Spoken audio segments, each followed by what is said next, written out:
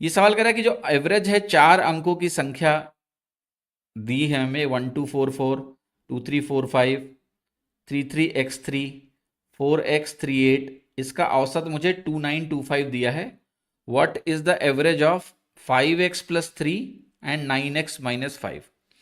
देखो 5x+3 और 9x-5 का अगर मुझे औसत निकालना है तो दो संख्याओं का औसत है तो बाई 2 करेंगे टोटल करके, तो ये बनेगा 9 5 14x-2/2, यानी 7x-1 बन रहा है। ये सर नो। अब 7x-n मेरा आंसर है। x की वैल्यू तो आपको पता है कि x एक डिजिट है तो इंटीजर होगा, नेचुरल नंबर होगा, तो आप कह सकते हो कि मेरा आंसर 7 के मल्टीपल से एक कम है। बट प्रॉब्लम यह है कि ये ऑप्शन एलिमिनेट होगा बस, क्योंकि ये 7 का मल्टीपल है।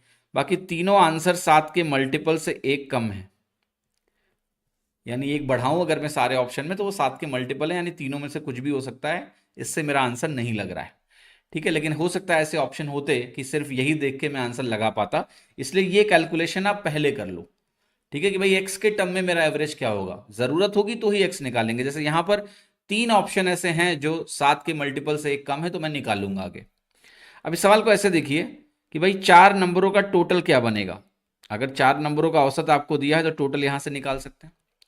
अब आप इसको मेंटली कैसे सोचेंगे इस कैलकुलेशन को? 2900 प्लस 25 इंटू 4। 2900 को 4 से गुणा करेंगे तो एक हो गया 29 इंटू 4 कितना बनेगा? 116। 29 का दुगना 58 होता है, 58 का दुगना 116 होता है, यानी 29 का 4 गुना 116 हो गया।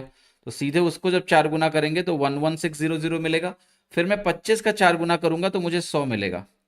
ओवरऑल वैल्यू आएगी 11700। टोटल आ गया।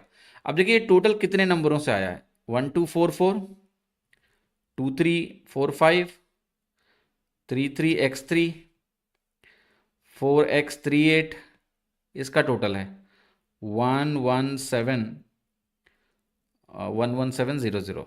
11700। ठीक है, टोटल करते हैं। देखो 4 5 9 3 12 8 20, जीरो आ गया यहां पर। अब देखना 2 हमारा कैरी आ गया, तो ये हो गया 4 2 6, 4 2 6, 4 10 और 3 13। अब x की वैल्यू क्या लूं कि अंत में जीरो आ जाए? एक ही वैल्यू संभव है, वो है 7। दो संभावनाएं नहीं है। ठीक है, क्योंकि 13 आ गया बाकी संख्याओं का टोटल, अंत में अगर जीरो लाना है तो x की वैल्यू 7 होनी चाहिए। अब x की वैल्यू अगर मेरी 7 यानी 7 हो गई तो मेरा आंसर क्या है? 7x-1, और 7x-1 हो गया 49 - 1 यानी 48, यानी मेरा करेक्ट उत्तर हो गया सी। हल हो गया।